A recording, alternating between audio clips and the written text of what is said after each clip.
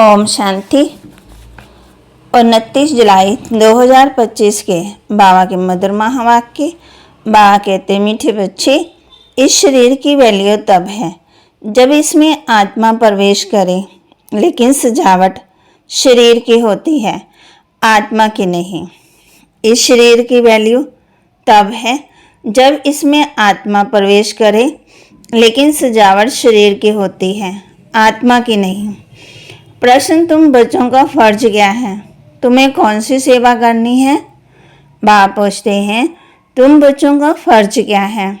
तुम्हें कौन सी सेवा करनी है? तुम्हारा फर्ज है अपने हम जिनस को नर से नारायण, नारी से लक्ष्मी बनने की युक्ति बताना। तुम्हें अब भारत की सच्ची रूहानी सेवा करनी है। तुम्हें ज्ञान का तीसरा नेत्र मिला है, तो तुम्हारी बुद्धि और चलन बड़ी रिफाइन होनी चाहिए, किसी में मोह जरा भी ना हो। गीत नैनहीन को राह दिखाओ प्रभु जी। ओम शांति। डबल ओम शांति। तुम बच्चों को रिस्पॉन्स करना चाहिए। ओम शांति। हमारा सधर्म है शांति। तुम अभी शांति के लिए थोड़ी कहाँ जाएंगे। मनुष्य मन की शांति के लिए साधु संतों के पास भी जाते हैं। अब मन बुद्धि तो आत्मा के आग्रह से, जैसे ये शरीर के आग्रह से, वैसे मन बुद्धि और चक्षु। अब चक्षु कैसे ये नैन है, वैसे वह नहीं है। कहते हैं, हे प्रभु नैनहीन को राह बताओ। अब प्रभु व ईश्वर कहने से वह बाप का लब नहीं आता है। बाप से बच्चों को वर्षा मिलता है। यहाँ तो तुम बाप के सामने बैठे हो, पढ़ते भी हो।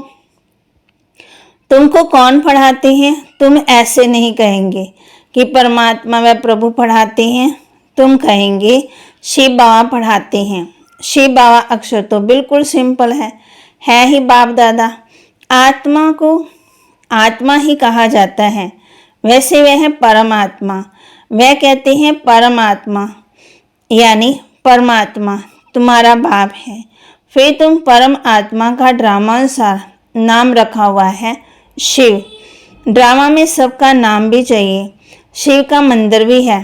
भक्ति मार्ग वालों ने तो एक के बदले अनेक नाम रख दिए हैं और फिर ढेर के ढेर मंदिर बनाते रहते हैं।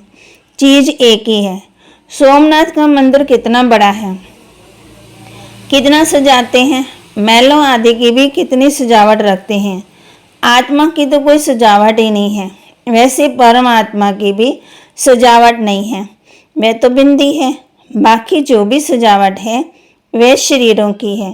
बाप कहते हैं ना, हमारी सजावट है, हमारी ना सजावट है ना आत्मा की सजावट है। आत्मा तो है ही बिंदी। इतनी छोटी बिंदी तो कुछ पाठ बजा न सके।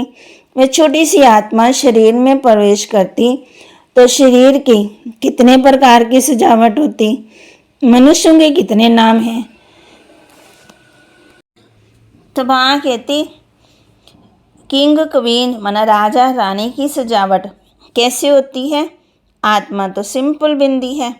अभी तुम बच्चों ने ये भी समझा है, आत्मा ही ज्ञान धारण करती है। बाप कहते हैं, मेरे में भी ज्ञान है ना, शरीर में थोड़ी ज्ञान होता है।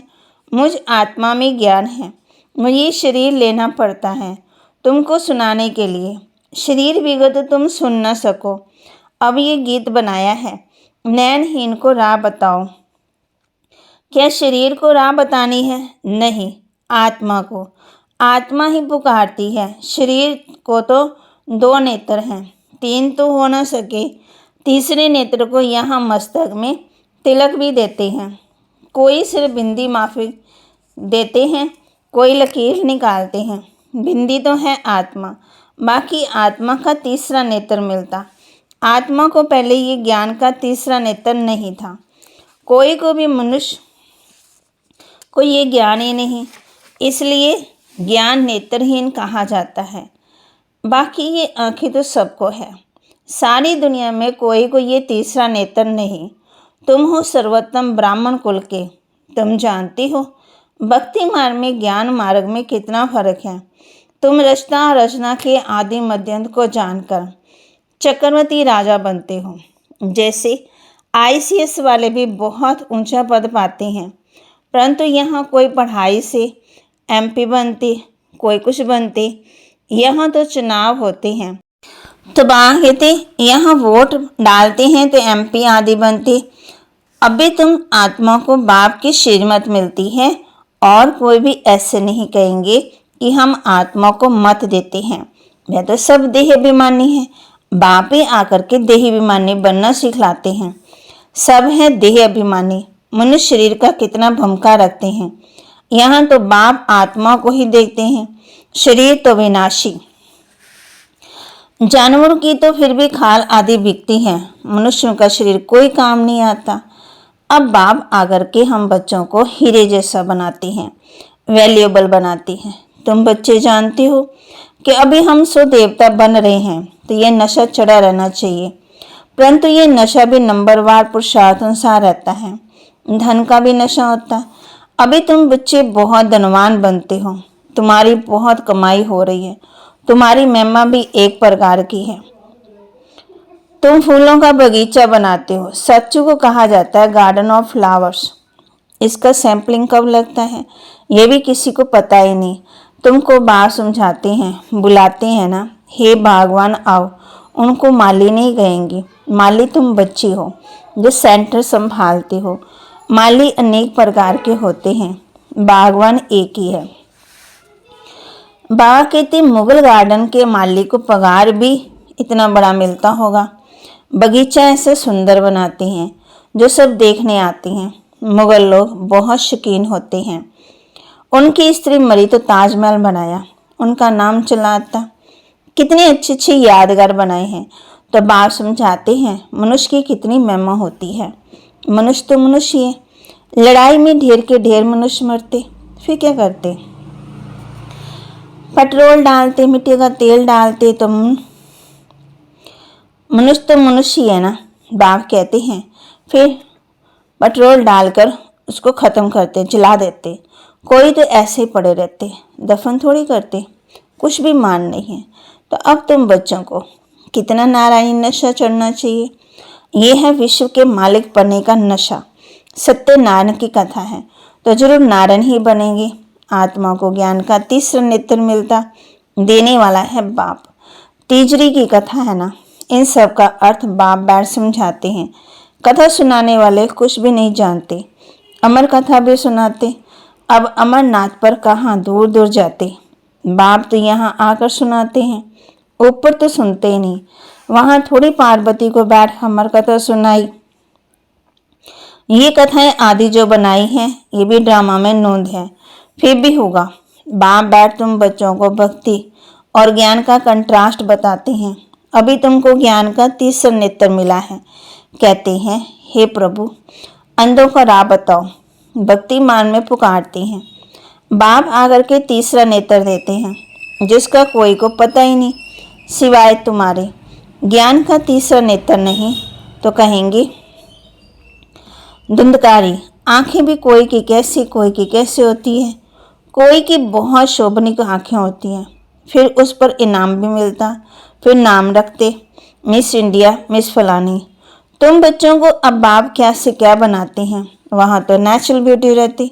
श्री कृष्ण की इतनी महिमा क्यों? क्योंकि सबसे जास्ती ब्यूटीफुल बनते। तो कहते नंबर 1 में कर्मातीत अवस्था को पाते, इसलिए नंबर 1 में गायन है। ये भी बाप बैठ समझाते। बाप बार बार कहते हैं बच्चे मन मना भव, हे आत्माएं अपने बाप को याद करो। बच्चों में भी नंबरवार है ना। लौकी बाप को भी समझो 5-6 बच्चे हैं, उनमें जो बहुत सियाना होगा उनको नंबर 1 रखेंगे। माला का दाना हुआ, कहेंगे ये दूसरा नंबर है, ये तीसरा नंबर है। एक जैसे कभी नहीं होते। बाप का प्यार भी नंबरवार होता है। वह है हद की बात, ये है बेहद की बात। जिन बच्चों को ज्ञान का तीसरा नेत्र मिला है उनकी बुद्धि और चलन आदि बड़ी रिफाइन होती है। एक किंग ऑफ फ्लावर होता है, तो ये ब्रह्मा और सरस्वती किंग क्वीन फ्लावर ठहरे। ज्ञान और याद दोनों में तीखे हैं। तुम जानते हो हम देवता बनते हैं, मुख्य 8 रत्न बनते हैं। पहले पहले है फूल, फिर युगल दाना, ब्रह्मा सरस्वती, माला सिमरते हैं ना। वास्तव में तुम्हारा पूजन नहीं है, सिमरन है। तुम्हारे ऊपर फूल नहीं चढ़ सकते। फूल तब चढ़े जब शरीर भी पवित्र हो। कोई का शरीर पवित्र नहीं, सब विकारों से पैदा होते, इसलिए विकारी कहा जाता है। इन लक्ष्मी नारायण को कहते ही हैं संपूर्ण निर्विकारी। बच्चे तो पैदा हो तो माँ कहते ये सब समझने की बातें हैं। तुम बच्चों को यहाँ 7 रोज भट्टी में बिठाया जाता है। भट्टी में ईंटें कोई तो पूरी पक जाती है, कोई कच्ची रह जाती है। भट्टी का मिसाल देते हैं। अब ईंट की भट्टी का थोड़ी शास्त्रों का वर्णन हो सकता है। फिर इसमें बिल्ली की भी बात है। गुलाब कली भी की कहानी है ना, बिल्ली का नाम दिखाया है। वह दीपक को बुझा देती थी। तुम्हारा भी ये हाल होता है। माया बिल्ली विघन डाल देती है, तुम्हारी अवस्था को गिरा देती है। देवीमान है पहला नंबर, फिर और विकार आते हैं। मोह भी बहुत होता है। बच्ची कहे मैं भारत को स्वर्ग बनाने की रूहानी सेवा करूंगी। मोहवश माँ बाप कहते हैं हम अलाउ नहीं करेंगे। ये भी कितना मोह है। तुम्हें मोह की बिल्ली या बिल्ला नहीं बनना है। तुम्हारी एम ऑब्जेक्ट ही ये है। बाप आकर के मनुष्य देवता नर से नारायण बनाते हैं। तुम्हारा भी फर्ज है अपने हम जिन्स की सेवा करना, भारत की सर्विस करना। तुम जानते हम क्या थे, क्या बन गए हैं। अब फिर पुरुषार्थ करो राजाओं का राजा बनने के लिए। तुम जानती हो हम अपना राज्य स्थापन करते हैं, कोई तकलीफ की बात नहीं। विनाश के लिए भी ड्रामा में युक्ति रची हुई है। आगे भी मुस्लिम से लड़ाई लगी थी। अब तुम्हारी पूरी तैयारी हो जाएगी। सब फूल बन जाएंगे तब विनाश होगा। कोई किंग ऑफ फ्लावर, कोई गुलाब, कोई मोतिया। हर एक अपने को अच्छी रीति समझ सकते हैं कि हम अब के फूल हैं। कौन से फूल हैं? बहुत जिनको ज्ञान की कुछ धारणा नहीं होती। नंबरवार तो बनेंगे ना। यहाँ तो बिल्कुल हाईएस्ट, यहाँ तो बिल्कुल लोएस्ट। राजधानी यहाँ ही बनती है। शास्त्रों में दिखाया है पांडव गल मरे, फिर क्या हुआ कुछ भी पता नहीं। कथाएं तो बहुत बनाई हैं, ऐसी कोई बात ही नहीं है। अभी तुम बच्चे कितने स्वच्छ बुद्धि बनते हो। बाबा हमको बहुत प्रकार से समझाते रहते हैं। कितना सहज है, सिर्फ बाप को और वर्षे को याद करना है। बाप कहते मैं ही पतित पावन हूँ। तुम्हारी आत्मा और शरीर दोनों पतित है। अब पावन बनना है। आत्मा पवित्र बनती है तो शरीर भी पवित्र बनता। अभी तुमको बहुत मेहनत करनी है।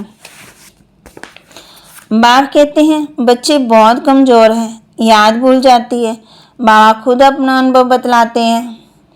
भोजन पर याद करता हूँ, शिव बाबा हमको खिलाते हैं, फिर भूल जाते हैं, फिर स्मृति में आता है। तुम्हारे में भी नंबरवार पुरुषार्थ अनुसार है। कोई तो बंधन मुक्त होते हुए भी फिर फंस मरते हैं। धर्म के बच्चे भी बना देते। अभी तुम बच्चों को ज्ञान का तीसरा नेत्र देने वाला बाप मिला हुआ है। इनको फिर नाम दिया है तीसरी की कथा, अर्थात तीसरा नेत्र मिलने की कथा। अब तुम नास्तिक से आस्तिक बनते हो।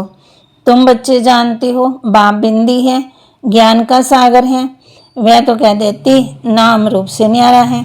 अरे ज्ञान का सागर तो जरूर ज्ञान सुनाने वाला होगा ना। इनका रूप भी लिंग दिखाते हैं, उनको फिर नाम रूप से न्यारा कैसे कहती। सैकड़ों नाम रख दिए हैं। बच्चों की बुद्धि में ये सारा ज्ञान अच्छी रीति रहना चाहिए। कहते भी ये परमात्मा ज्ञान का सागर है। सारा जंगल कलम बनाओ तो भी अंत नहीं हो सकता है। अच्छा, मीठे मीठे सिकिलते बच्चों प्रति माता पिता बाप दादा का याद प्यार और गुड मॉर्निंग। रूहानी बाप के रूहानी बच्चों को नमस्ते। रूहानी बच्चों की रूहानी बाप दादा को दिलवा जान सिकवा प्रेम से नमस्ते। धारणा के लिए मुख्य सार। अभी हम बाप द्वारा बर्थ पाउंड बन रहे हैं, हीरे तुल्य बन रहे हैं। हम सो देवता बनने वाले हैं। इस नारायण नशे में रहना है। बंधन मुक्त बन सेवा करनी है। बंधनों में फंसना नहीं है। अभी बाप द्वारा हम हीरे तुल्य बन रहे हैं। हम सो देवता बनने वाले हैं।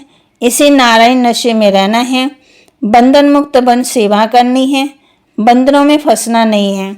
ज्ञान योग में तीखे बन माता पिता सम्मान किंग ऑफ लावर बनना है और अपने हम जिन्स की सेवा भी करनी है। ज्ञान योग में तीखे भी बनना है। वरदान, अपने सर्व खजानों को अन्य आत्माओं की सेवा में लगाकर सहयोगी बनने वाले सहज योगी भव। अपने सर्व खजानों को अन्य आत्माओं की सेवा में लगाकर सहयोगी बनने वाले सहयोगी भव। सहयोगी बनने का साधन है सदा अपने को संकल्प द्वारा, वाणी द्वारा और हर कार्य द्वारा विश्व की सर्व आत्माओं के प्रति सेवाधारी समझ सेवा में ही सब कुछ लगाना।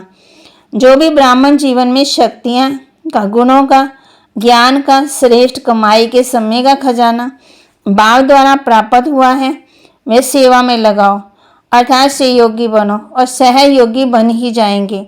लेकिन सहयोगी वही बन सकते हैं जो संपन्न हैं। सहयोगी बनना अर्थात महादानी बनना। स्लोगन, बेहद के वैरागी बनो तो आकर्षण के सब संस्कार सहज ही खत्म हो जाएंगे।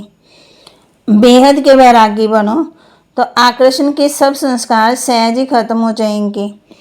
अव्यक्त इशारे,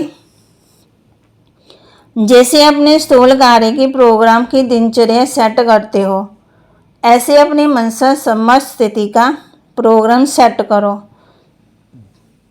तो संकल्प शक्ति जमा होती जाएगी। अपने मन की समर्थ संकल्पों में बिजी रखेंगे तो मन को अपसेट होने का समय ही नहीं मिलेगा। सदा मन सेट अर्थात एकाग्र है तो स्वतः ही अच्छे वाइब्रेशन फैलते हैं और सेवा होती है। कई बच्चे कहते हैं ना हमारा मन सेट नहीं होता और व्यर्थ संकल्प चलते रहते हैं, तो बाबा बच्चों को कहते हैं मन की क्या करो, दिनचर्या सेट करो। मन को शक्तिशाली बनाने के लिए उसको प्रोग्राम सेट करो तो शक्ति जमा होती जाएगी। बाबा के महावाक्य को लाइक करें, शेयर करें और सब्सक्राइब करें और अपने जीवन में धारण जरूर करें। ओम शांति।